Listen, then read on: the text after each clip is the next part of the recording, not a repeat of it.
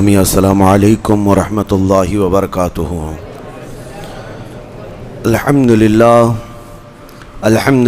الحنان المنان الذي خلق الانسان وعلمه البيان، والصلاة والسلام على رسوله سید الانس والجان وعلى آلہ واصحابہ ذوی الخیر والاحسان، اما بعد فاعوذ باللہ من الشیطان الرجیم، بسم اللہ الرحمن الرحیم۔ والذین یکنزون الذهب والفضة ولا ينفقونها في سبیل اللہ فبشرهم بعذاب علیم۔ صدق اللہ مولانا العظیم۔ بارگاہ رسالت مآب صلی اللہ علیہ وسلم میں درود پاک کا ہدیہ پیش کریں۔ اللہم صلی علی سیدنا محمد معدن الجود والکرم وآلہ واصحابہ الکرام وابنہ الکریم وبارک وسلم صلاة دائمة سرمدا ابدا۔ عزیزان گرامی وقار، اللہ تبارک و تعالیٰ کی عطا کردہ نعمتوں میں ہر نعمت ایسی ہے کہ جس کی دیکھ بھال اور جس کی حفاظت اس کے دینے والے خالق سے بہتر کوئی نہیں جانتا۔ آپ کو اللہ نے صحت عطا کی ہے، جسم عطا کیا ہے، تو وہی بہتر جانتا ہے کہ اس کی حفاظت کیسی ہو۔ روح دیا ہے اللہ نے آپ کو، تو روح کی حفاظت بھی اللہ ہی بہتر جانتا ہے، بلکہ کائنات کی ہر شے کو پیدا کرنے والا وہی خلاق ہے، اور وہ حفاظت کے طریقے بھی ہمیں خود سکھاتا ہے اور بتاتا بھی ہے۔ روزہ ایک اعتبار سے جسم کی تمام فاسد اور تمام تر بری بیماریوں کو ختم کرنے کا ذریعہ بھی ہے۔ اسی طرح سے اللہ تعالیٰ نے جب آپ کو مال دیا ہے تو اس مال کی حفاظت کا بھی طریقہ اللہ نے بتایا کہ سال میں ایک مرتبہ تم اپنے مال کی زکوٰۃ نکال دو تو یہ مال کا میل نکل جائے گا۔ اس کو احادیث کریمہ میں بھی بیان کیا گیا ہے۔ آپ اگر دن بھر کام پہ رہتے ہیں تو 2 دن ہو جائے، 4 دن ہو جائے، 8 دن نہ ہو، 8 دن ہو جائے، اگر آپ نہاتے نہیں تو آپ کے بدن سے بدبو آنے لگ جائے گی اور لوگ قریب آنا چھوڑ دیں، اور یہ جسم کی بدبو بڑھتی چلی جائے گی۔ اس کے لیے آپ کو نہانا ضروری ہے۔ کوئی بھی آدمی ہو دنیا میں، وہ اپنے جسم کی صفائی کے لیے نہاتا ضرور ہے، کوئی 2 دن میں، کوئی روزانہ، کوئی 3 دن میں، لیکن نہاتا ہے۔ اسی طرح مال کو بہت دنوں تک اگر کوئی جمع کر کے رکھا ہے تو دنیاوی میل اس پر چڑھ جاتا ہے، اور اگر اس کو وہ نہیں پاک کیا تو اس مال کی بدبو اسے ڈس لیتی ہے، اور اس مال کی بدبو اسے بد اخلاق بنا دیتی ہے اور عیاش بنا دیتی ہے۔ جن لوگوں کے گھر میں زکوٰۃ کا 1 روپیہ بھی باقی رہا، گویا کہ ان کے مال میں پورا حرام پیسہ باقی رہا، اور حرام جب تک گھر کے اندر رہے گا اس کے خیالات بھی فاسد خیالات ہوں گے، اس کے اخلاق بھی گندے اخلاق کی طرح بڑھتے رہیں گے۔ میں آپ کو بتاؤں، کسی کے گھر کے سامنے سے آپ گزر رہے ہیں اور گھر کے اندر اگر کسی نے اگربتی جلائی ہے، بخور لگایا ہے، تو خوشبو باہر آ ہی جاتی ہے، گزرتے ہی پتہ چلتا ہے۔ لیکن اگر کسی کے گھر کا ٹوائلٹ ٹوٹ چکا اور اس کی غلاظت گھر کے اندر بہہ رہی ہے تو اس کی بدبو صرف گھر والے نہیں، باہر والے بھی سونگھنے لگ جائیں گے۔ اسی طرح سے حرام مال کسی کے گھر میں ہے تو اللہ کے فرشتے اس گھر کے آس پاس تک نہیں آتے ہیں۔ حرام مال جس کے گھر میں جمع کیا ہوا ہو وہ ایسی ہی بدبو دیتا ہے، اللہ کے فرشتے اس کے قریب نہیں آتے۔ اسی لیے میرے عزیزو، زکوٰۃ کا نظام لوگوں کو ایسا لگتا ہوگا کہ یہ صرف دان دینا ہے، جیسے دوسرے دھرموں میں ہے، دوسرے ادیان میں ہے، جسے دان جس کو کہتے ہیں کہ جس کو جتنا چاہے وہ دان دینا چاہیے، اور اس کے ہاں ان لوگوں کو بڑھا چڑھا کر کے بھی بیان کیا جاتا ہے۔ دان ایک خیرات ہو گئی، وہ نفل ہے۔ اسلام میں وہ دان دینے کا وہ تو ایک بہت بڑا الگ طبقہ ہے، یعنی خیرات کرنا۔ لیکن زکوٰۃ جو ہے یہ صرف خیرات نہیں، یہ فرض ہے۔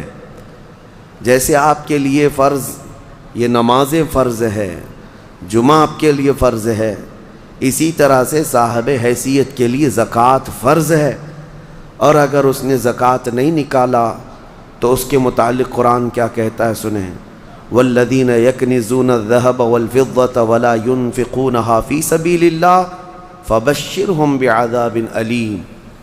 محبوب، جو لوگ سونا اور چاندی کو جمع کر کے رکھ لیتے ہیں اور اللہ کی راہ میں اس کی زکوٰۃ نہیں دیتے یا خرچ نہیں کرتے، آپ ان کے لیے دردناک عذاب کی بشارت دے دیجئے۔ اللہ فرما رہا ہے اپنے محبوب سے، ان لوگوں کو دردناک عذاب کی بشارت دے دے۔ کیا ہوگا؟ یوم یحمى علیہا فی نار جہنم فتکوی بہا جباہہم وجنوبہم وظہورہم ھذا ما کنزتم لانفسکم فذوقوا ما کنتم تکنزون۔ اللہ فرماتا ہے جس دن آگ تپائی جائے گی، جہنم کی آگ تپائی جائے گی، بھڑکائی جائے گی، تو اس آگ کے ذریعے سے ان کی پیشانیوں کو داغا جائے گا، ان کے بازوؤں کو داغا جائے گا، ان کے پیچھے والے حصے کو داغا جائے گا اس گرم تپی ہوئی آگ سے، اور پھر اس سے کہا جائے گا ھذا ما کنزتم لانفسکم، یہ تو وہی ہے جو تو نے اپنے لیے خزانہ کر کے رکھا تھا، یہ وہی ساری چیزیں ہیں جو تو نے اپنے لیے سیف کر کے رکھا تھا، فذوقوا ما کنتم تکنزون، جو کچھ تم جمع کرتے تھے اب چکھو آج کے دن، آج اس کو چکھو، یہ کہا جائے گا، اس کو چکھایا جائے گا اور عذاب میں مبتلا رہے گا۔ یہاں تک کہ یہ تو قیامت کے دن کے عذابات کا ذکر ہے، اور قبر کے متعلق فرمایا گیا کہ اس کی میت قبر میں رکھ کر کے چلے جانے کے بعد سے لے کر قیامت قائم ہونے تک ایک خوفناک سانپ اس کے گلے میں پھندا ڈال کر قبر میں بیٹھا رہے گا، اور اس کی ناک کی ہڈی کو ڈستا ہوگا اور چوستا ہوگا۔ وہ قبر والا پریشان اس عذاب سے اس کو دور کرنے کی کوشش کرتا رہے، تو وہ سانپ کہتا ہے کہ تو مجھے کیوں الگ کرتا ہے، میں تیرا مال ہی تو ہوں جسے تو دنیا میں بہت زیادہ عزیز رکھتا تھا، میں تیرا سونا چاندی اور تیرا جمع کیا ہوا مال ہی تو ہوں، تو اب اس سے مجھ سے چھٹکارا اس وقت تک نہیں حاصل کر سکے گا جب تک اسرافیل علیہ السلام سور نہ پھونک دیں۔ میرے عزیزو، یہ جو وعیدیں آئی ہیں ان لوگوں کے لیے ہیں جنہوں نے اپنے مال کا حق اللہ کی راہ میں نہیں دیا۔ آپ دیکھیں اللہ کریم نے جو کچھ بھی دیا ہے آپ کو، یہ آپ کی اپنی محنت نہیں، جو اگر یہ سمجھتا ہو میں نے اپنے خون پسینے کی محنت سے یہ سب کمایا ہے، یہ خام خیالی ہے میرے عزیز۔ اللہ تبارک و تعالیٰ اگر نہ دینا چاہے، تمہاری ناک زمین پر گھس جاتی، وہ ایک سکہ بھی تجھے نہ ملتا۔ رب تعالیٰ کی یہ عنایتیں ہیں جو تمہیں مال دیا، لیکن جس نے دیا کیا تم سے اس نے پورے آدھے مال کا تقاضا کیا؟ رب تبارک و تعالیٰ نے یہ فرمایا کہ تم کو اگر 1,00,000 روپے کی قیمت کی کوئی چیز آج دنیا میں دی گئی تو 50,000 اللہ کی راہ میں دے دینا، یا 1/4 25,000 دے دینا، 1 پاؤ حصہ دے دینا۔ نہیں، دنیا تو تقاضا کرتی ہے پرسنٹیج کا۔ یہاں رب تبارک و تعالیٰ نے پورے سال میں، وہ بھی انکم پر نہیں، سیونگ پر۔ یاد رکھو، دنیا کی جو ٹیکس ہیں، جتنی بھی ڈپارٹمنٹ ہیں، وہ تمہارے انکم پر ٹیکس لگاتی ہیں۔ انکم جتنی ہو رہی ہے اس پر ٹیکس ہے۔ انکم ٹیکس کیا ہے؟ آپ جتنا کما رہے ہیں اس پر ٹیکس آتا ہے، لیکن میرا مولا تمہارے انکم پر نہیں۔ تم سال میں کروڑ روپے بھی کماتے کیوں نہ ہو، لیکن اگر بچتا کچھ نہیں ہے تو زکوٰۃ کچھ بھی نہیں، زکوٰۃ کچھ بھی نہیں ہے۔ ہاں، جو سیونگ ہے تمہارے پاس، جو بچی ہوئی چیز ہے، اس کے لیے رب تعالیٰ فرماتا ہے جو بچا کر تم نے رکھا ہے، اب اس کا آدھا نہیں، اس کا پاؤ نہیں، اس کا 10واں حصہ نہیں، اس کا 20واں حصہ نہیں، بلکہ اپنے پورے مال کا 40واں حصہ 2.5% صرف اللہ کی راہ میں ادا کیا کرو۔ باقی 97.5% تمہارے پاس سیف رہتا ہے، 97.5% تمہارے پاس۔ مجھے حیرت ہوتی ہے زکوٰۃ کے اس نظام کو، کبھی میں سوچتا ہوں اتنا 2.5% نکالنے سے ہوتا کیا ہے؟ کس کا بھلا ہوگا؟ نکالنے والے کا کیا نقصان ہونے والا ہے؟ کچھ بھی نہیں۔ اور جس کو دے رہے ہیں اس کا کیا ہوگا؟ نہیں۔ یہ رب ذوالجلال کی حکمت بالغہ ہے۔ آپ کو میں بتاؤں، رسول اقدس صلی اللہ تعالیٰ علیہ وسلم کے زمانے میں جو غربت تھی مدینے کی وہ ایسی غربت تھی کہ صحابہ کے پاس پورا جسم چھپانے کے کپڑے بھی نہیں تھے.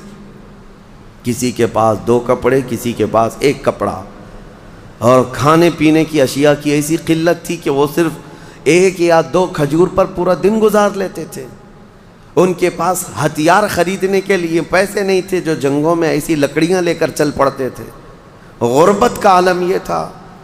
آپ کو میں بتاؤں، جنگ بدر جو ہوئی ہے 17 رمضان المبارک کو، 313 صحابہ میرے آقا کے ساتھ گئے تھے بدر کی وادی تک، 160 کلومیٹر. لیکن آپ کو پتہ ہے ان 313 صحابہ کے درمیان صرف 4 گھوڑے تھے. 4 گھوڑے.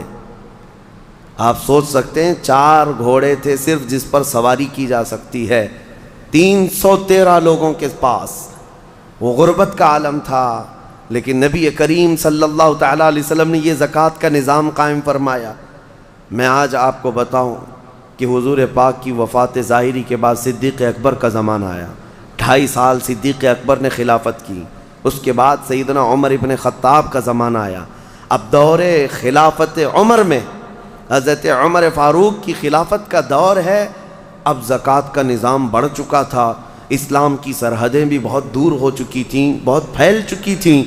یمن کے گورنر سیدنا معاذ ابن جبل رضی اللہ تعالیٰ عنہ صحابی رسول ہیں، وہاں کی زکوٰۃ کلیکٹ کرتے ہیں اور وہ زکوٰۃ مدینہ بھیجتے ہیں حضرت عمر کے پاس خط لکھ کر کے، امیر المومنین یمن کے غنی حضرات کی یہ زکوٰۃ ہے، فقراء مدینہ میں اس کو تقسیم کر دیا جائے. جب مال مدینے پہنچا سیدنا عمر فاروق رضی اللہ تعالیٰ عنہ نے لیا، مدینے میں اعلان کیا کہ یمن سے زکوٰۃ آئی ہے، جو مستحقین ہیں وہ آ جائیں. 3 دن تک مسلسل اعلان ہوتا رہا. مدینے میں ایک آدمی بھی زکوٰۃ لینے والا رہا ہی نہیں. ہر ایک اتنا کیپیبل ہو چکا تھا کہ زکوٰۃ دینے والے تھے، مدینے میں لینے والا کوئی تھا ہی نہیں. یہ اتنا جلدی کیسے ریولیوشن آیا؟ اس غریبی سے کیسے لوگ اس منزل تک پہنچے؟ حضرت عمر فاروق رضی اللہ تعالیٰ عنہ نے پوچھا کہ مدینے میں کوئی آنے والا نہیں ہے زکوٰۃ لینے کے لیے؟ یہ وہی مدینہ ہے جب آئے تھے تو ان کو پانی کی قلت تھی، پانی بھی نہیں پی پا رہے تھے، پیسے دے کر خریدنا پڑتا.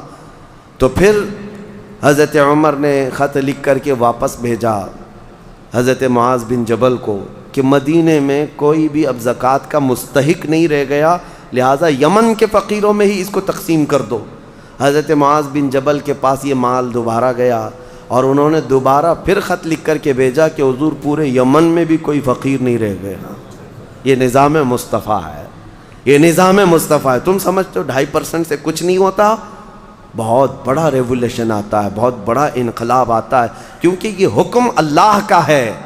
اور جب یہ صحیح جگہ پر پہنچے گی تو رب ذوالجلال وہ اس کی شان قدرت ہے کہ اس کس غریب کو اٹھا کر غنی بنا دے.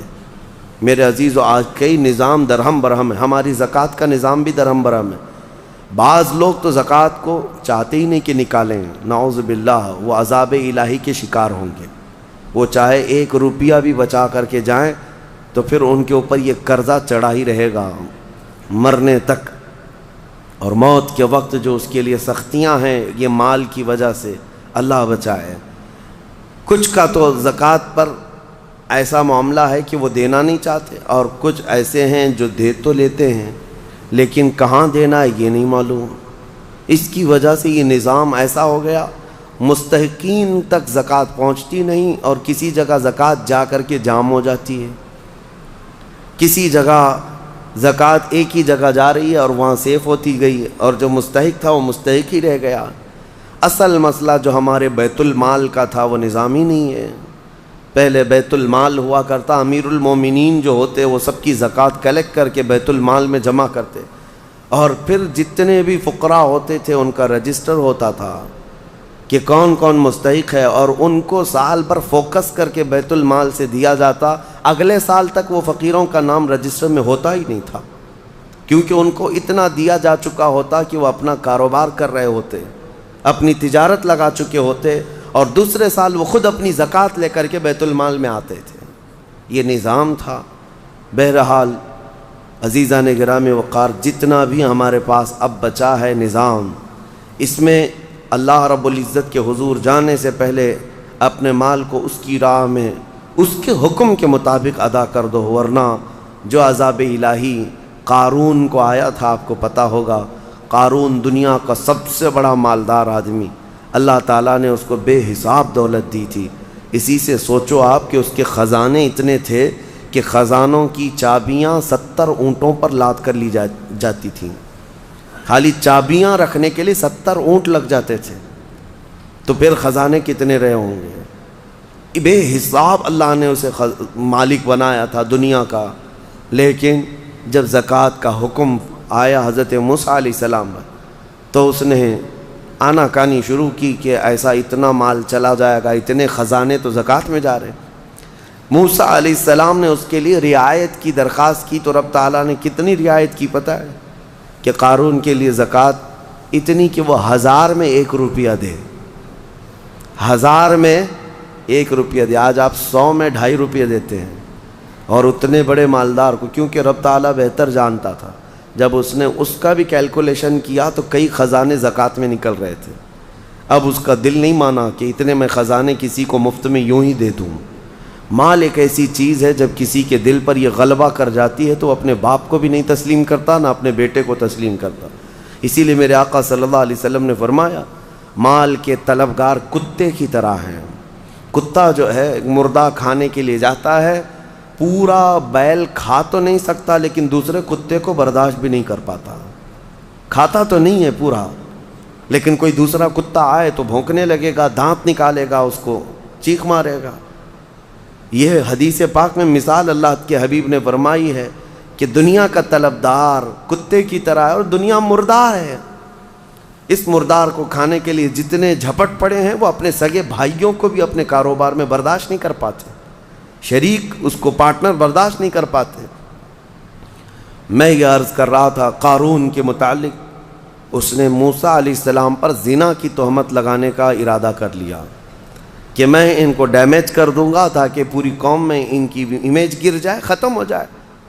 لیکن موسیٰ علیہ السلام پر وہ تہمت لگا نہ سکا۔ جس عورت کو اس نے پیسے دے کر خریدا تھا وہ عورت بول پڑی کہ مجھے قارون نے اتنے پیسے دیے موسیٰ پر تہمت لگانے کے۔ حضرت موسیٰ علیہ السلام کو جلال آیا، آپ نے صرف اتنا حکم کیا کہ اے زمین قارون کو نگل جا۔ زمین پھٹ گئی، قارون اندر جانے لگا۔ عذاب کو اپنی آنکھوں سے دیکھنے کے بعد بھی مال کا جو حریص ہوتا ہے، لالچی ہوتا ہے، اس کی طلب کیا رہ جاتی ہے پتہ ہے؟ اس وقت جب زمین اسے نگل رہی ہے، وہ موسیٰ علیہ السلام سے یوں کہتا ہے، اے موسیٰ تم مجھے دھسا کر میرے خزانوں پر قبضہ کرنا چاہتے ہو، میرے مال پر تم قابض ہونا چاہتے ہو؟ موسیٰ علیہ السلام نے کہا، اے زمین رک جا، ٹھہر جا۔ وہ جتنا دھسا تھا وہیں رکا۔ پھر آپ نے حکم فرمایا، زمین اس کے پورے خزانوں کو نگل جا۔ زمین پھٹ گئی اور ایسے اس کے خزانے ریت بن گئے، پورے دھس گئے۔ آج بھی وہ مصر میں بحیرہ قارون نام سے فیوم کی ایک جگہ میں موجود ہے، ایک سمندر کی طرح دکھتا ہے جس پر پورا پانی ہے آج، جہاں اس کے خزانے غرق کر دیے گئے تھے۔ اور اس کے بعد پھر موسیٰ علیہ السلام نے حکم دیا، زمین اس کو بھی نگل جا۔ وہ ہمیشہ کے لیے زمین بوس ہو گیا، ختم ہو گیا۔ اور اس کا ذکر قرآن پاک میں بھی اللہ تعالیٰ نے فرمایا، وَآتَيْنَاهُ مِنَ الْكُنُوزِ، ہم نے اس کو خزانے دیے تھے، لیکن اللہ کی راہ میں جب دینے کی بات آئی تو پھر دل پسیج گیا، اور دل کے اندر نہ جانے کیسے کیسے خیالات آئے کہ میں نہیں دوں گا۔ آج جس کو مال کی محبت غالب ہو گئی، اس کا حشر قارون کے ساتھ ہوگا قیامت کے دن، وہ قارون کے ساتھ اٹھایا جائے گا۔ میرے عزیزو، مال دینے سے کبھی کم نہیں ہوتا۔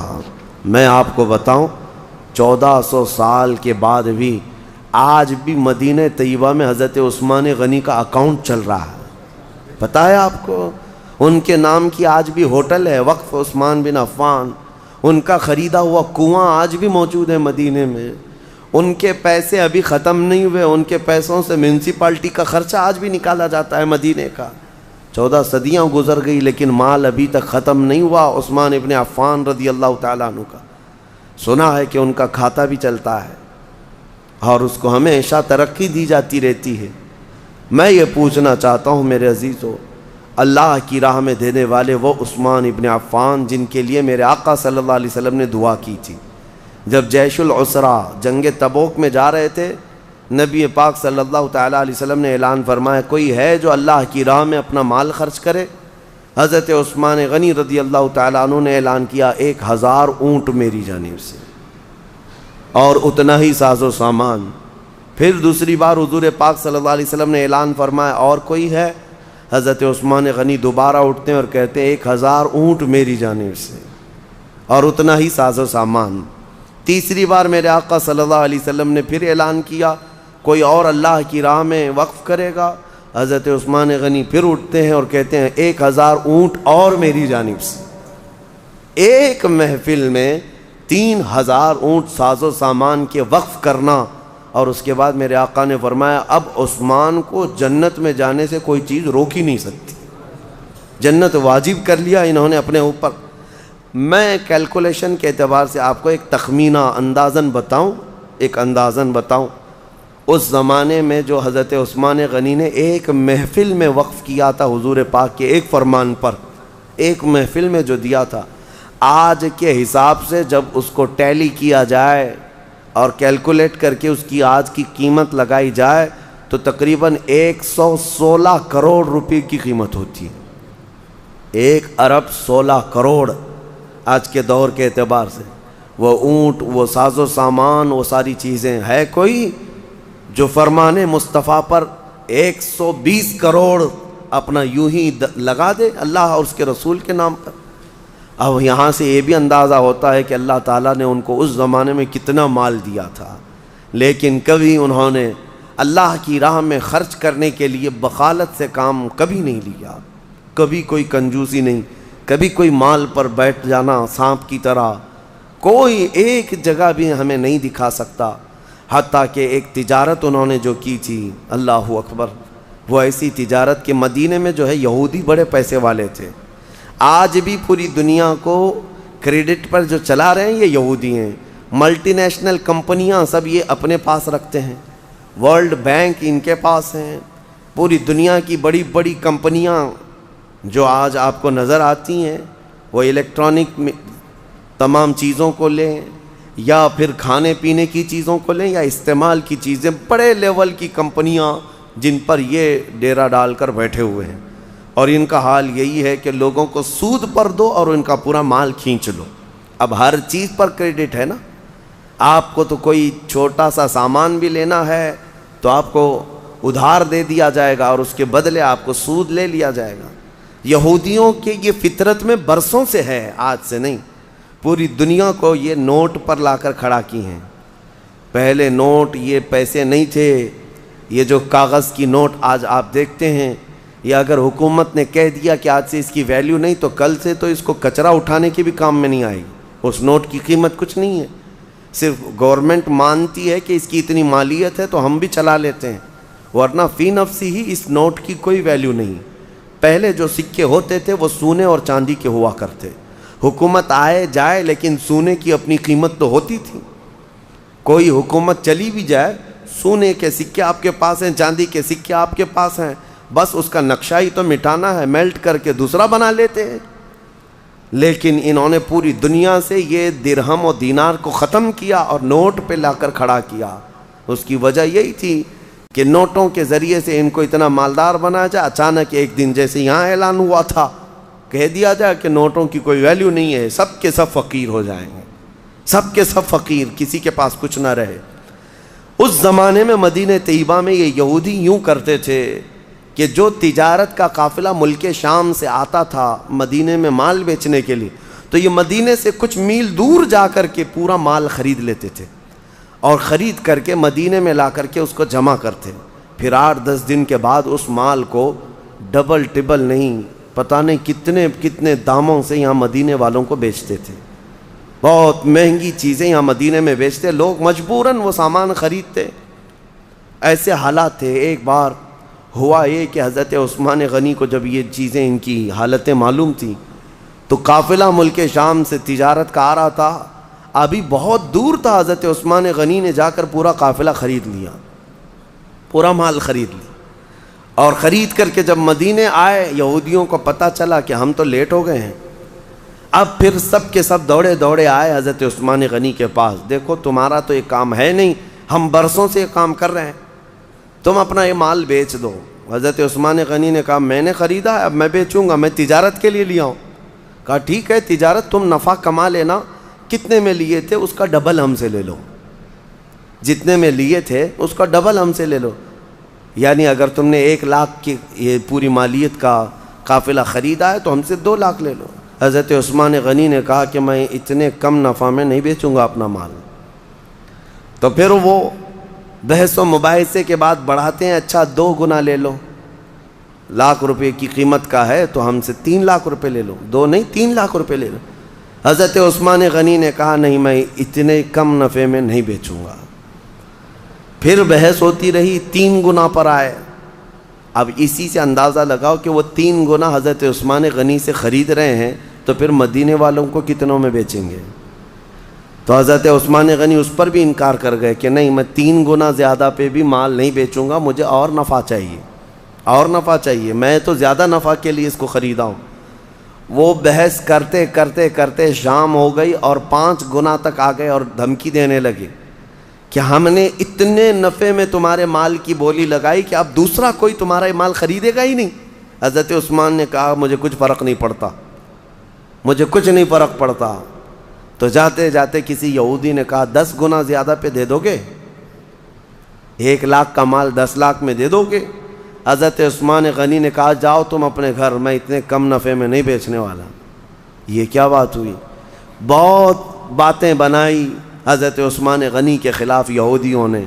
اس کے بعد 1 دن گزرا تھا، مدینے کے ایک میدان میں پورے قافلے کا غلہ، تجارت کا مال سب اتار دیا گیا۔ حضرت عثمان غنی رضی اللہ تعالیٰ عنہ مدینے میں آئے اور عام اعلان کیا جس کو جس مال کی ضرورت ہے وہ اس میدان میں آئے اور مفت میں لے کر چلا جائے، جس کی جو ضرورت ہے۔ حضرت عثمان غنی کے اس اعلان پر غربائے مدینہ، فقرائے مدینہ ٹوٹ پڑے، جن کو جس غلے کے اناج کی ضرورت تھی وہ بھر بھر کر لے کر چلے گئے۔ شام ہوئی تو یہودی آئے اور پوچھنے لگے عثمان یہ کیا کیا تم نے، یہ کیا کیا تم نے؟ ہم 10 گنا زیادہ پر مال خریدنا چاہتے تھے اور تم نے اونے پونے پتہ نہیں مفت میں کیوں بانٹ دیا؟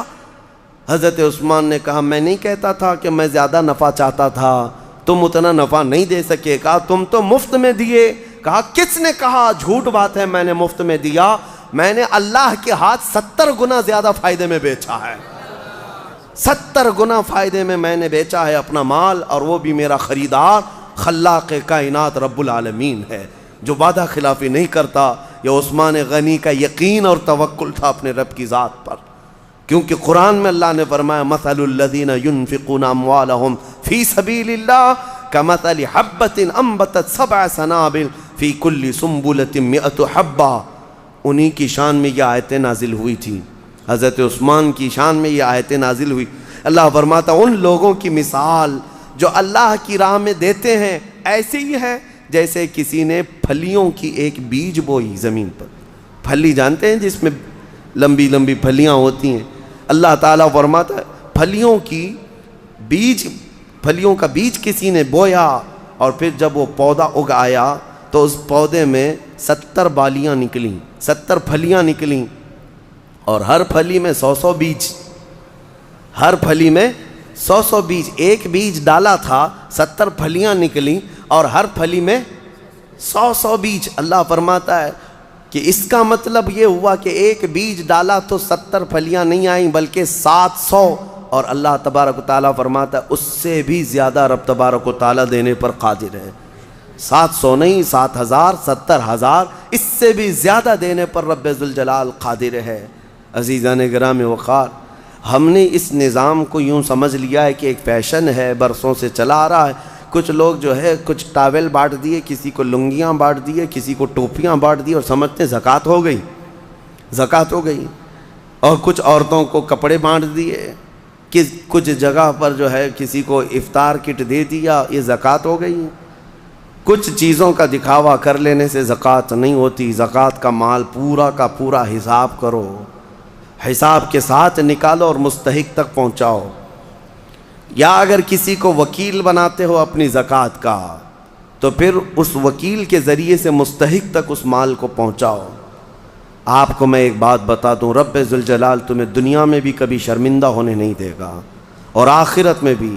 بنی اسرائیل کی ایک خاتون کے متعلق میں گفتگو کو یہاں لا کر کے آپ کے سامنے عرض کرتا ہوں کہ ایک عورت، ایک لڑکی تھی، جوان دوشیزہ تھی، اس کا باپ بڑا کنجوس تھا، بخیل تھا، اور لڑکی بڑی دیالو سخی۔ ایک بار اس کے گھر فقیر آیا تو اس نے قیمتی چیز اٹھا کر کے اس لڑکی نے دے دیا جو اس کے باپ کو بڑی پسندیدہ تھی، اور وہ بہت اس کی حفاظت کرتا تھا۔ وہ قیمتی چیز تھی، اس لڑکی نے اٹھا کر ایک فقیر کی جھولی میں ڈال دیا۔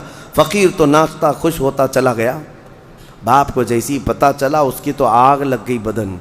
پہلے سے تھا بخیل، خرچہ کرتا نہیں تھا، اور اس پر یہ کہ گھر کی سب سے قیمتی چیز لڑکی نے اٹھا کر دی۔ غصے میں آیا اور اپنی بیٹی کا ہاتھ کاٹ دیا، ہاتھ کاٹ دیا۔ یہ ظالم تھا، کہا کہ تو نے اٹھا کر دیا کیسے؟ بہرحال بات آئی گئی ہو گئی، جوان ہو گئی، اس کی شادی کی بات تھی، خوبصورت بہت تھی لیکن ہاتھ نہیں تھا، ہاتھ نہیں تھا۔ بہرحال ایک بہت مالدار گھرانے کا ایک نوجوان، اس زمانے کا شہزادہ تھا، اس کو یہ لڑکی پسند آ گئی، لیکن ہاتھ دکھایا نہیں۔ جب لڑکی کی پسند چل رہی تھی یا لڑکے کی منہ دکھائی چل رہی تھی تو اس نے ہاتھ اندر چھپا رکھا تھا، کیونکہ دکھائیں گے تو عیب ہے اور جلدی کوئی شادی نہیں کرے گا۔ اسی پر وہ پسند کر لیا اور شادی فکس ہو گئی، لیکن کسی کو پتہ نہیں تھا، دولہے کے گھر والوں کو، کہ لڑکی کا ہاتھ نہیں ہے۔ وہ اپنے جبے میں اندر چھپائے رہتی اپنے کپڑوں میں۔ پھر چند دنوں کے بعد جب شادی ہوئی، گھر پہنچے، دلہن کو لے جا کر کے وہ اپنے گھر سجا سنوار کر لائے۔ اس کی بڑی ارمان تھی، بڑی خوبصورت عورت میرے گھر آ رہی ہے، اخلاق کی بھی اچھی تھی، سیرت کی بھی اچھی، صورت کی بھی اچھی۔ لیکن رات کو جب دسترخوان پر بیٹھتے ہیں، اب ہاتھ تو تھا نہیں، سب کے سامنے کھانا تو ہے اور سیدھا ہاتھ غائب ہے، کیسے نکالے ہاتھ؟ بائیں ہاتھ سے کھائے تو لوگوں کو پتہ چلے۔ وہ خاموش بیٹھی رہی۔ اب اسے اندازہ ہونے لگا کہ میرا یہ عیب کھل جائے گا، میں کب تک اس کو چھپا کر کے رکھوں گی؟ کب تک؟ میرے گھر کی ماں اور میرے گھر کی عورتوں کے کہنے پر اب تک چھپا ہی رہی، لیکن اب کب تک چھپاؤں؟ اس کی آنکھوں میں آنسو آ گئے۔ پھر اس کے بعد لوگوں کا اصرار بڑھتا گیا کہ چلو کھاؤ، کھانا تو شروع کرو۔ اس کے دولہا، اس کے شوہر جو نئے نئے ابھی شادی والا تھا، اس نے کہا کہ میری رفیق حیات، ہاتھ نکالو اور کھانا شروع کرو، ہاتھ نکالو۔ ہاتھ نکالنے کو تیار نہیں۔ ہاتھ نکالے تو کیسے؟ ٹوٹا ہوا ہاتھ ہے، میری شادی ٹوٹ جائے گی۔ وہ رو رہی تھی، اچانک غیب سے آواز آئی کہ اے میری بندی، تو ہاتھ نکال، تیرا ہاتھ سلامت ہے۔ اس نے جب ہاتھ نکالا تو اس کا ہاتھ پورا کا پورا سلامت تھا، اور اس نے دسترخوان سے کھانا اٹھایا اور کھانے لگی۔ حیرت میں وہ رو پڑی، سجدے میں گر پڑی۔ اس وقت جو اللہ کے نبی تھے ان کے پاس گئی اور ماجرا بیان کیا۔ اللہ کے نبی نے کہا کہ رب تعالیٰ یہ فرماتا ہے، ہم اس ہاتھ کو کبھی شرمندہ اور ذلیل ہونے نہیں دیتے جو ہمارے راہ میں اٹھا کرتا ہے، جو ہمارے راستے میں اٹھا کرتا ہے، اس ہاتھ کو ہم ذلیل ہونے نہیں دیتے۔ اللہ ہم سب کو وہ ہاتھ عطا فرمائے جو رب ذوالجلال کے راستے میں اٹھا کرے۔ آج بہت سارے لوگ تمہارے انتظار میں ہیں، اللہ نے اگر کچھ دیا ہے تو ان غریبوں کے حلق تر کرو جن کے ہاں آج کوئی چیز نہیں پہنچ پاتی۔ میرے عزیزوں، پیشہ ور فقیروں کو بانٹنے کی میں بات نہیں کر رہا، آج بہت سارے ایسے لوگ ہیں جن کے ہاں افطار بھی نہیں ہے۔ ہم نے سنا اور ہماری طرف سے جو ہو سکتا ہے، ترکی میں، شام میں، یمن میں جو لوگ خدمات کر رہے ہیں، اللہ ان کو سدا سلامت رکھے۔ لیکن کئی گھر ایسے ہیں جو پانی پہ سحری کر رہے ہیں اور پانی پہ افطاری کر رہے ہیں، اس کے علاوہ ان کے پاس کوئی چیز نہیں، کوئی چیز نہیں۔ بہت ساری ایسی خبریں آتی ہیں، عرب دوست جو ہمارے وہاں بیٹھے ہیں وہ کہتے ہیں بچے اتنے مجبور ہو جاتے ہیں کہ رات کے وقت گھاس نکال کر کے کھا لیتے ہیں اپنے پیٹ کو۔ یہ ظالموں نے اتنی بمباریاں کی ہیں، سپر پاور طاقتیں ان کے منہ سے لقمے تک چھین چکے ہیں، لیکن آپ کو پتہ ہے جو سونے کے ٹوائلٹ بنانے والی یا اربوں کی عیاشیاں ایک لقمہ ان غریبوں تک نہیں پہنچا پاتے ہیں۔ ایک لقمہ عراق، یمن، شام، فلسطین میں نہیں پہنچا پاتے، لیکن آپ حضرات اگر اپنا مال پہنچا نہیں بھی سکتے تو کم از کم ان غریبوں کا احساس تو کرو، احساس کرو جب اللہ تعالیٰ تمہیں شام کے وقت دسترخوان میں کیا نہیں عطا کرتا، ہر طرح کی نعمت تمہارے دسترخوان میں افطار میں ہوتی ہے، تم اپنے پیٹ بھر لیتے ہو، اس وقت دعاؤں میں غربائے امت کو یاد کرو، اے اللہ تیرے حبیب کی وہ بھی امت ہے جن کے حلق آج تر نہیں ہو پاتے، اور میرے دسترخوان کو تو نے نعمتوں سے بھر دیا ہے، طاقت و قوت ہے تو اپنا مال ان غربا تک پہنچاؤ اور اپنا مال نکالو، ورنہ یہ عذاب الہی کے بھی شکار ہوں گے اور تمہارا مال بے برکتی کا سبب بنے گا۔ چند دنوں کے بعد یہ مال ایسا ختم ہو جائے گا تمہیں پتہ ہی نہیں۔ ہمارے علاقے میں ایک شخص تھا جو کہتا تھا میری 7 پشتوں تک میں نے اتنا مال رکھا ہے، 7 پشتوں تک لوگ بادشاہ رہیں گے، 7 پشتوں تک، یعنی اتنا مال جمع کیا تھا۔ اچانک ایک حادثے میں انتقال ہوا، چند سالوں کے بعد اس کے چچیرے بھائی نے اس مال پر ایسا قبضہ کیا کہ اس کے سگے بیٹے کو کوئی مال نہیں ملا۔